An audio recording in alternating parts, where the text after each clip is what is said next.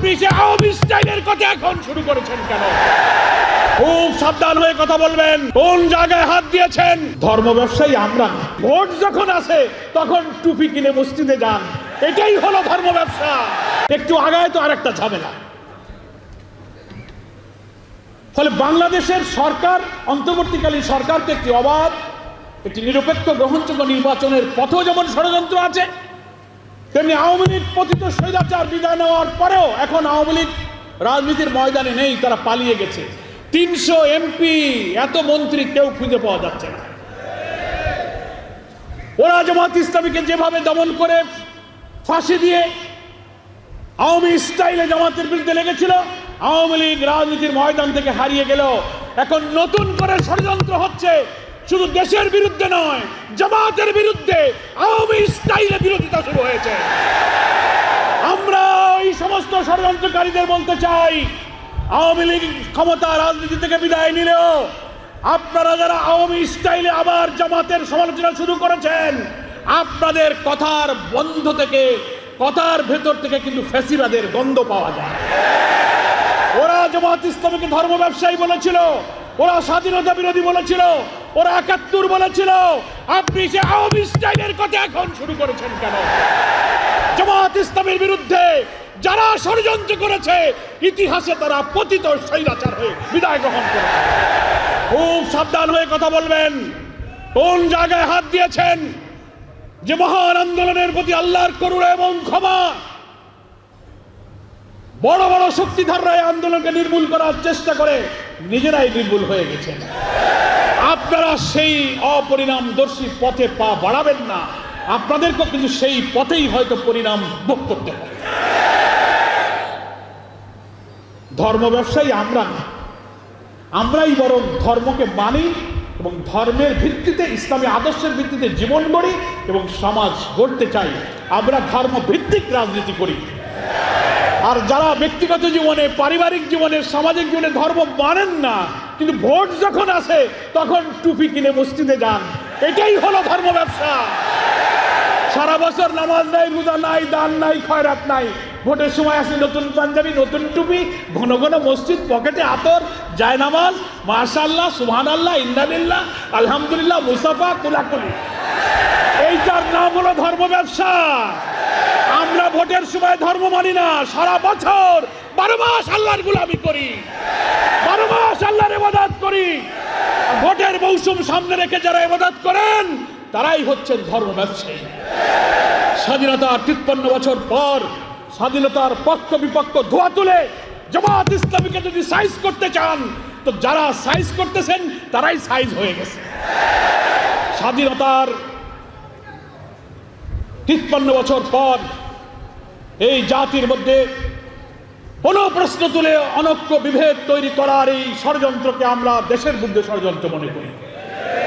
দুঃখের সাথে বলতে চাই, বাংলাদেশের স্বাধীনতার অনেক পরে স্বাধীন হওয়া মালয়েশিয়া, সিঙ্গাপুরে, এখন আমরা তো শুরু করেছি, কিন্তু আমাদের সামনে দুইটা চ্যালেঞ্জ। একটা হলো অন্তর্বর্তীকালীন সরকার ক্ষমতায় এসে নতুন নির্বাচনের জন্য একটা পথে যাত্রা শুরু করেছেন। কি বলেন? 5 মাস হলো ক্ষমতায় আসার পরপরই একটার পর একটা চ্যালেঞ্জ। কি দেখছেন না আপনারা? 4টা প্রতি বিপ্লবের চেষ্টা করা হয়েছে, পাল্টা কু, জুডিশিয়াল কু, আনসার কাণ্ড, এই দাবি সেই দাবি, হিন্দু মুসলিম বৌদ্ধ ভাইদেরকে নিয়ে রাজনৈতিক খেলা, সচিবালয়ে আগুন। এ সরকারকেও স্বস্তির সাথে দেশ চালাতে দিচ্ছে না। অসংখ্য নেতাদেরকে গ্রেফতার করে বৃদ্ধ বয়সে তিলে তিলে কারাগারে মৃত্যুর মুখে ঠেলে দেওয়া হয়েছে এবং আমাদের প্রিয় 5 জন নেতাকে ফাঁসিতে ঝুলিয়ে হত্যা করা হয়েছে। আমাদের সব আন্দোলন সংগ্রামকে তছনছ করে দিয়ে আমাদেরকে তারা মনে করেছিল যে এদেশে শুধু হাসিনাই যতদিন বেঁচে থাকবে সেই শুধু দেশ শাসন করবে। মানুষ হতাশ হয়ে গিয়েছিল।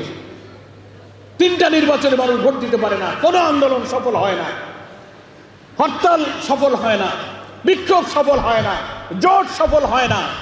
মানুষ আমাদের, আপনাদের রাস্তাঘাটে দেখলে জিজ্ঞেস করতো যে আপনারা কি করলেন, এ বোধহয় আর যাবে না, এ মরে না যাওয়া পর্যন্ত বিদায় হবে না। কি এরকম কথা বলতো না?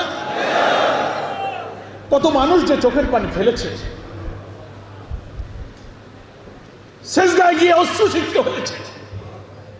দেশে বিদেশে প্রবাসী বাংলাদেশি এবং ইসলামী আন্দোলনের বন্ধুরাও আমাকে ফোন করে বলেছে, কাবার চত্বরে আল্লাহর কাছে গিয়ে কেঁদেছে আল্লাহর ঘর ধরে, এই জালেম থেকে আল্লাহ তুমি দেশকে হেফাজত করো। কত মা, কত স্ত্রী, কত শিশুর চোখের পানি, কত বাপ হারা, স্বামী হারা, সন্তান হারা পিতার চোখের পানি এই জমিনে পড়েছে। আপনারা আমরাও জুলুমে জুলুমে আমরা যখন অতিষ্ঠ হয়ে যাচ্ছি, কারাগারগুলো যখন ইসলামী আন্দোলনের কর্মীতে কারাগারগুলো পরিপূর্ণ হয়েছে, একের পর এক শাহাদাত হচ্ছে, মানুষ বাড়ি ঘরে থাকতে পারছে না, ব্যবসা বাণিজ্য, চাকরি বাকরি, আমাদের সোলার ছেলেদের লেখাপড়া সব তছনছ হয়ে যাচ্ছে। একটা কালো যুগ আমরা পার করছিলাম। নিজেরাই যখন আল্লাহর কাছে নামাজ পড়ে অবসরে আল্লাহর কাছে ইবাদত করেছি, হাত পেতে মোনাজাত করেছি, আপনারা আমরা কত কাকুতি বিনতি করে, কাউকে বলা যায় না, শুধু আল্লাহকেই বলা যায়, এমন করে আমরা আল্লাহকে বলেছি, আল্লাহ এই জাতিকে তুমি উদ্ধার করো, আমাদের নেতাদের এই শাহাদাতকে তুমি কবুল করো। আমরা জানি না আল্লাহ তাআলা কার চোখের পানি কবুল করেছেন, কার ইখলাসকে কবুল করেছেন, কার ফাঁসিকে, কার শাহাদাতকে মঞ্জুর করেছেন আমরা জানি না। কিন্তু 24-এর 5 আগস্ট আসমানের মালিক আমাদের রব আসমান থেকে জাতির জন্য করুণা এবং রহমতের ধারা নাজিল করলেন।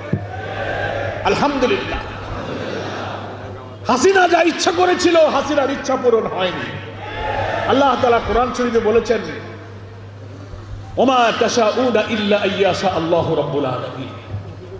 তোমাদের কোনো ইচ্ছাই পূরণ হয় না যতক্ষণ না আল্লাহ তাআলা তা ইচ্ছা না করেন। কি বলেন, ঠিক কিনা? ও চেয়েছিল বাংলাদেশ থেকে ইসলামী আন্দোলন, ইসলামী শক্তিকে নির্মূল করে দেবে। যতদিন বেঁচে থাকবে কর্তৃত্ববাদী ফ্যাসিস্ট, সে একাই শাসন করবে। তার দল, তার পরিবার, তার সিন্ডিকেট ছাড়া ব্যবসা বাণিজ্য, চাকরি, পেশা, লেখাপড়া, ঠিকাদারি, কর্তৃত্ব আর কারো চলবে না, সেই শুধু করবে। এই কর্তৃত্ববাদী ফ্যাসিবাদের দিকে দেশ ধাবিত হয়েছিল। কিন্তু 17-18 বছরের চোখের পানি আন্দোলন, কষ্ট ত্যাগ, নিরপরাধ নিরীহ আল্লাহর নেক বান্দাদের ফাঁসিতে ঝুলিয়ে হত্যা করা হয়েছে। যারা জীবনে একটা মিথ্যা কথা বলে নাই, একটা টাকা হারাম খাই নাই, কাউকে কষ্ট দেয় নাই, 70-80-90 বছর বয়সের বৃদ্ধদেরকে তুমি হত্যা করেছো, ফাঁসিতে ঝুলিয়ে দিয়েছ।